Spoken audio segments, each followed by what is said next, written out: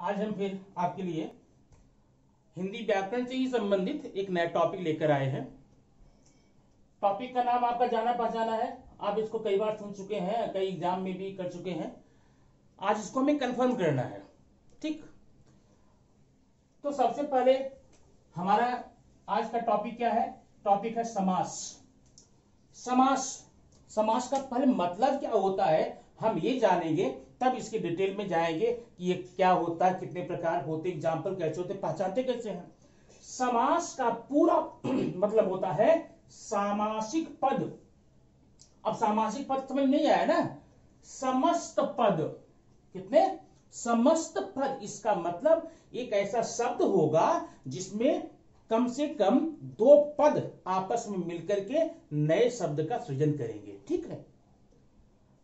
यह है समास, मतलब ऐसा शब्द जिसमें कम से कम दो शब्द आपस में मिल करके एक नए शब्द का सृजन करते हैं, हम उसको बोलते हैं समास।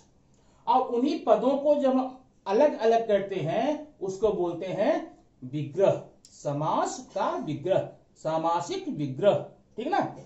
अब एक बात और आपको बता दूं मैं, एक आपने पढ़ा होगा संधि।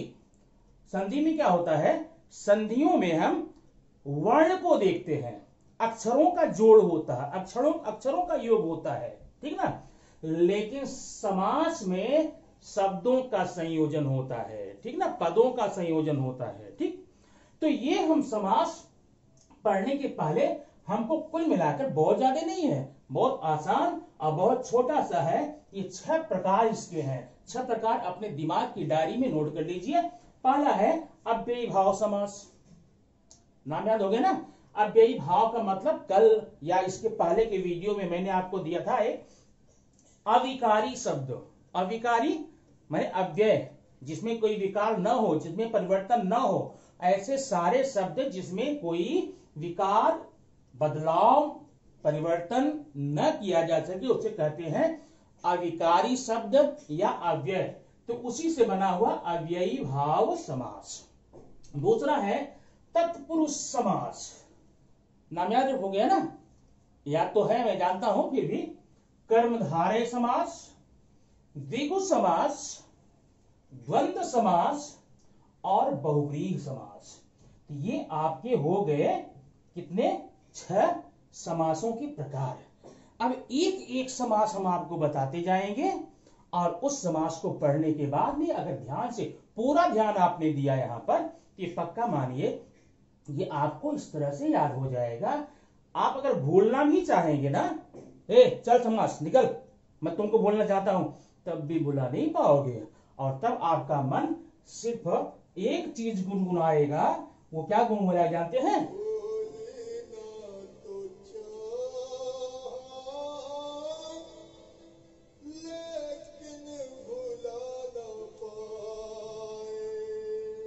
सुन रहे हैं ना? यही गाएगा आपका मन।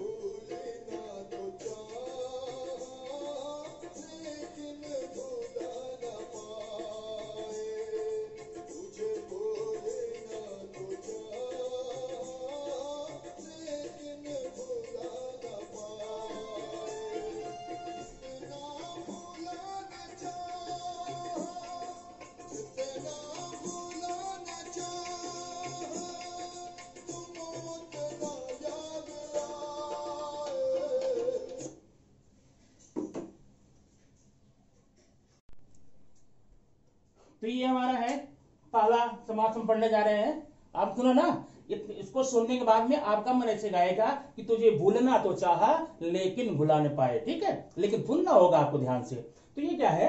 अव्ययी भाव समास। अव्ययी भाव समास होता क्या है? मैंने बताया इसका जो पहला पद होगा ना वो अव्यय होगा। क्या होगा? अव्यय। अव्यय का मतलब ऐसे सारे शब्द जिनमें किसी प्रकार का परिवर्तन न किया जा सके, उसे हम बोलते हैं अव्यय। और दूसरा शब्द इसका जो होता है वो होता है उपशब्द।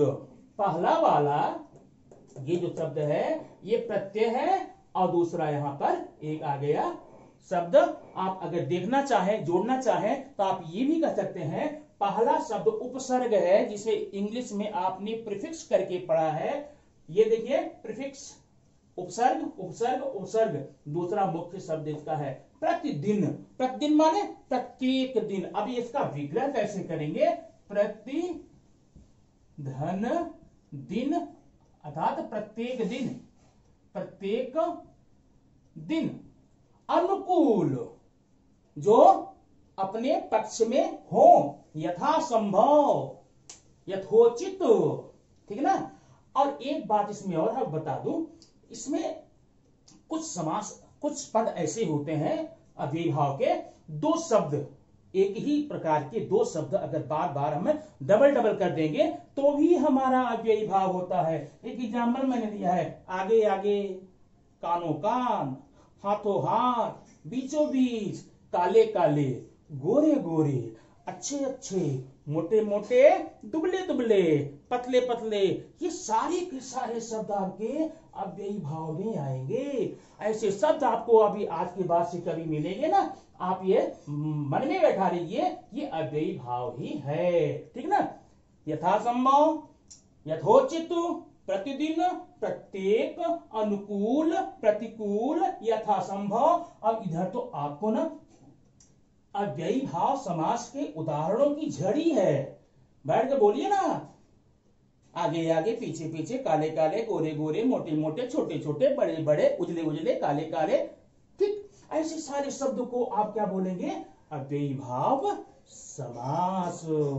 अब मुझे पूरा विश्वास है आपको ये समझ में आ गया होगा, ठीक ना। अब आपको एक होमवर्क है। होमवर्क क्या है? लिखना काम नहीं है, आप बुक में जाइए, ऐसी कम से कम, इसके अलावा कम से कम 20 शब्द निकाल करके कॉपी में नोट कर लीजिए और आप बोलिए, भाई देखिए मैंने अव्ययी भाव समास फिनिश कर लिया, आई हैव डन, ठीक। तो जरा आप इसको नोट कर लीजिए और फिर मैं आपको अगला बताता हूं, ओके।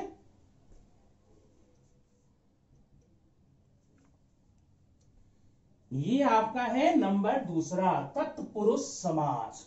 अब तत्पुरुष समास में क्या होता है?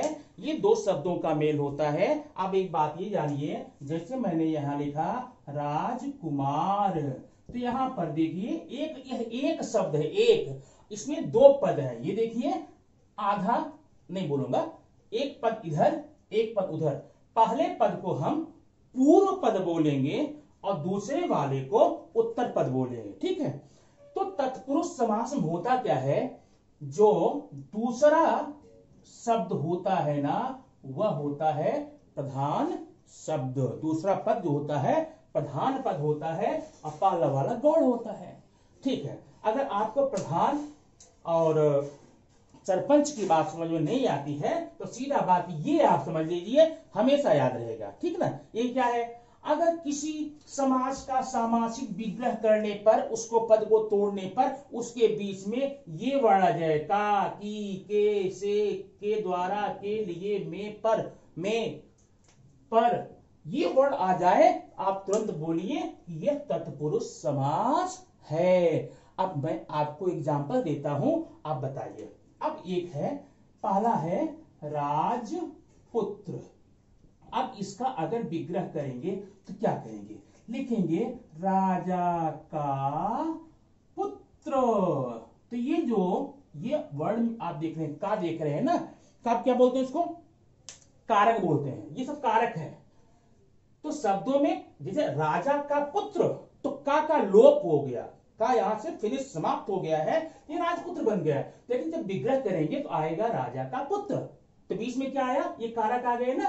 तो जिस भी सामासिक शब्द का विग्रह करने पर उसके बीच में ये कारक दिखाई देते हो, आप उसको बोलिएगा यह तत्पुरुष समास है, ठीक ना। अभी देखिए दूसरा, बैलगाड़ी। बैलगाड़ी, ये क्या होता है? अब बैलगाड़ी है, इसको बैलों की गाड़ी मत बोलना, क्यों? गाड़ी बैलों थोड़ी बनती है। बैलों द्वारा, बैलों के द्वारा खींची जाने वाली गाड़ी, यहां लिखेंगे बैलों के द्वारा खींची जाने वाली गाड़ी ना। ये देखिए रसोई घर, रसोई घर, तो क्या हो जाएगा? रसोई का घर, रसोई करने के लिए घर ना। और एक है ये पाठशाला। पाठशाला, पाठशाला माने पढ़ने की शाला, पढ़ने का घर अर्थात विद्यालय होता है ना। अब शिवालय, देवालय, मंदिरालय ना, ये सारे वर्ड किस में आएंगे? तत्पुरुष समास में। आपको कुछ भी नहीं करना है, बस इतना याद रखोगे ना, आप एग्जाम में पहचान सकते हो। क्या? कारक।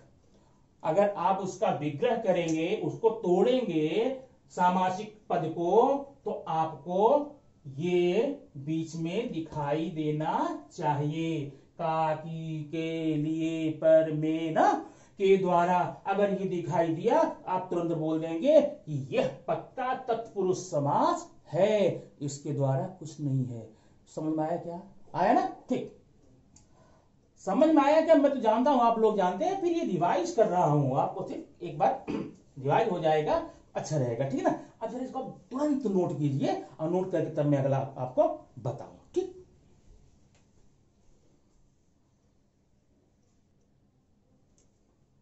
ये तो आपका रहा चौथा।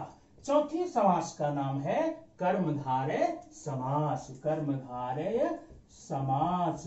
अब इसकी पहचान आप सिर्फ याद रखना, कर्मधारय नाम याद है ना, पहचान सिर्फ याद रखना, अपने आप ही आपको आता रहेगा। पहचान ये है, इसमें जो उत्तर पद होगा, पहले का पद होगा, ये जो पूर्व पद होगा, ये उत्तर पद है ना, ये उत्तर, अब यहां देखिए उत्तर पद, पूर्व पद।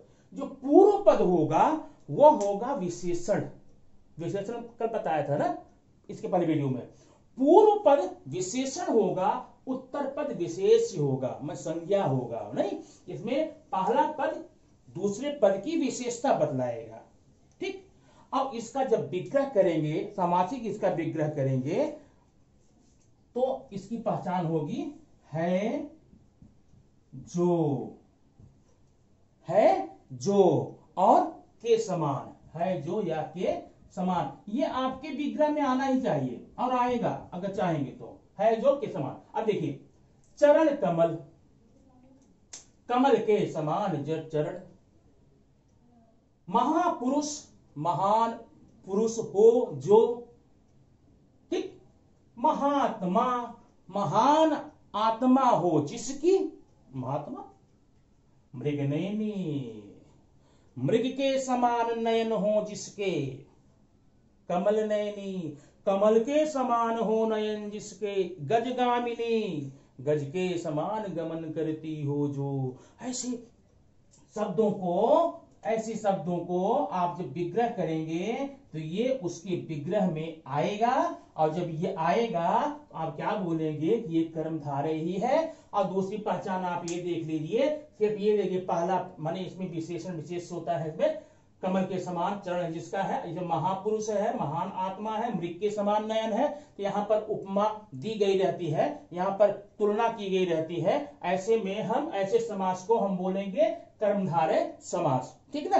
अब कर्मधारय समास का सिर्फ ये याद रखना, और ये जब विग्रह करेंगे तो ये उसमें आएगा। और ऐसे जितने भी शब्द आपको मिल जाएं और विग्रह करने पर ये आ जाए, आप तुरंत बोल देना कि ये तो पक्का जो है कर्मधारय समास है।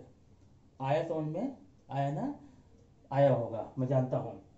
तो आसान है ये, आसान नहीं, मनोरंजक है। एक बार पढ़ने के बाद में आपको तो गाना ही पड़ेगा, तुझे भूलना तो चाहा लेकिन भुला न पाया।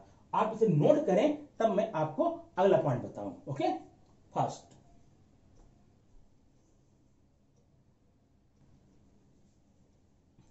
तो ये है आपका अगला द्विगु समास। अब द्विगु समास में जाने के पहले आपको एक बात मानना पड़ेगा, समझना पड़ेगा, द्विगु का मतलब क्या होता है। गु, ये क्या होता है? गु, गुणनफल, संख्यात्मक, जहां पर गुमन गुणा, गुणन, गुणन किसका होता है? संख्या का होता है। मैं जिस समास में संख्या शब्द आ जाए, माने पहला शब्द क्या हो? संख्या हो, ठीक ना, दूसरा संज्ञा हो। संख्या, संज्ञा, कितना अच्छा है ना, संख्या और संज्ञा, जहां पर ऐसा आ जाएगा ना, आप वहां बोलेंगे पक्का, पक्का, 100%। ये जो है कौन सा है? द्विगु समास है। अब जैसे मैं आपको बताऊं, यहां पर जैसे है दोपहर, सुना नाम इसका, आप रोज बोलते हो दोपहर हो गया ना, ये देखिए दो संख्या आ गई ना, दोपहरों का समाहार। ठीक, ये अब ये दोपहर हो गया, अब दोपहर बाद में क्या होगा, चौराहा। चौराहा आपने देखा ना, चार रास्तों का मिलन स्थान चौराहा होता है। त्रिकोण, त्रिकोण माने तीन कोणों का समूह। पंचभुज, षटभुज, चतुर्भुज, त्रिभुज, ऐसे जितने भी शब्द में पहला ये जो पूर्व पद है ना, पहले का जो पद है वो संख्यावाचक हो, संख्यात्मक हो, तो ऐसे को आप बोलेंगे यह द्विगु समास है ना। द्विगु, याद रखना, द्विगु माने संख्या, जिनका संबंध संख्या से होगा उसको हम द्विगु समास बोल सकते हैं। ठीक, ओके। अगला है आपका द्वंद्व समास। द्वंद्व का मतलब जानते हैं, द्वंद्व का मतलब होता है डिसुम डिसुम। द्वंद्व का मतलब लड़ाई होती है। लड़ाई किसमें होता है, विरोधियों में होती है। खैर यहां लड़ना नहीं आपको है, लड़ाई पढ़ना नहीं है। द्वंद्व समास का मतलब लड़ाई वाला समास मत बोलिएगा, द्वंद्व समझने के लिए। द्वंद्व का समास का मतलब होता है इसमें दो पद होंगे और उन दोनों पदों में पूर्व और उत्तर में कोई न तो प्रधान होगा और न तो कोई गौड़ होगा। ठीक, तो इसमें होता क्या है, विरोधाभासी शब्द। ये देखिए, ये है माता पिता, ये कैसे शब्द है, जो विरुद्धार्थी शब्द है ना, माता पिता, और बीच में एक छोटा सा डैश है। माता पिता, आगे बोलिए, माता पिता, रात दिन, गोरे काले, सुख दिन, छोटा बड़ा, ऊंच नीच, दुख सुख, अमीर गरीब, ऐसे शब्द जहां भी आएंगे अपोजिट वर्ड, उसको आप बोलेंगे क्या, आप बोलेंगे कि यह द्वंद्व समास है। और उसको विग्रह कैसे करेंगे, इसका विग्रह करेंगे माता और पिता, माता और पिता। इसका मतलब पहचान इसकी है, बीच में विग्रह करने पर और आएगा, या आएगा, अथवा आएगा, ये इसकी पहचान है, और या अथवा। ठीक ना, तो ये आपका माता पिता, अब मैंने एग्जाम्पल ढेर सारा बता दिया। माता पिता है, काले गोरे है, अमीर गरीब है, ऊंच नीच है, धनी गरीब है, ऐसे शब्द आपको जहां पर मिलते रहेंगे आप उनको द्वंद्व समास बोलेंगे। ठीक है ना, आप उसको द्वंद्व समास बोलेंगे। अब आपको हम अगला बताएंगे, अगला अंतिम और छठवां समास है बहुव्रीहि समास। बड़ा ही मजेदार समास ये है।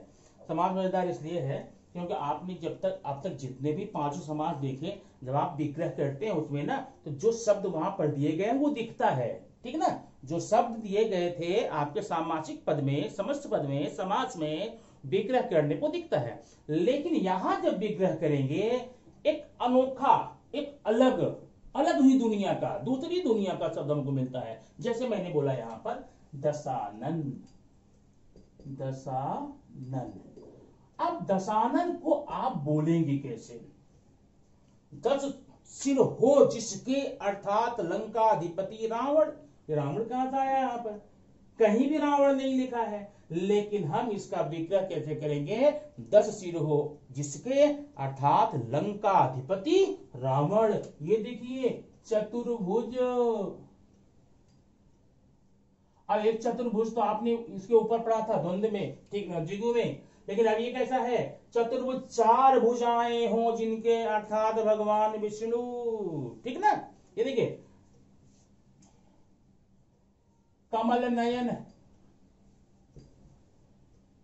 अभी यही मैं आप बता के आया हूं कर्णधारे में कमल नयन, लेकिन यहां पर क्या बोलेंगे, कमल के समान जिसके हैं नयन, नेत, अर्थात भगवान विष्णु।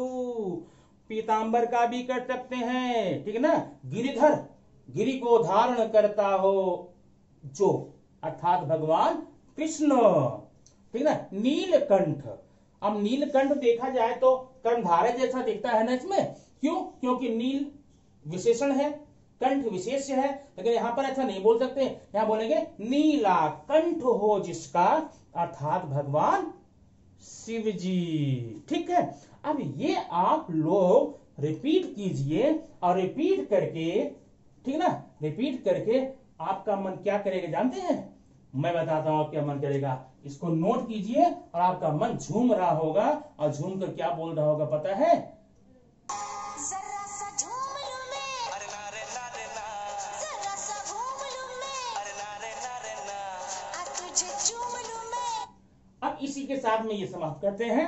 आप लोग झूम झूम के पढ़िए इसको और याद कीजिए और अपनी किताब में जाकर ढेर सारे एग्जाम्पल पढ़कर इसको कंफर्म कीजिए, ठीक है ना। पढ़ना बहुत जरूरी है। ऑनलाइन ही इस समय आपका सबसे अच्छा क्लास, सबसे अच्छा स्कूल, सबसे अच्छा टीचर, सबसे अच्छा साथी किताब है। इसी के सहारे, इसी के सपोर्ट से आप आगे बढ़ सकते हैं ना। पढ़िए, फिर अगले वीडियो में एक नए टॉपिक साथ आएंगे। Thank you.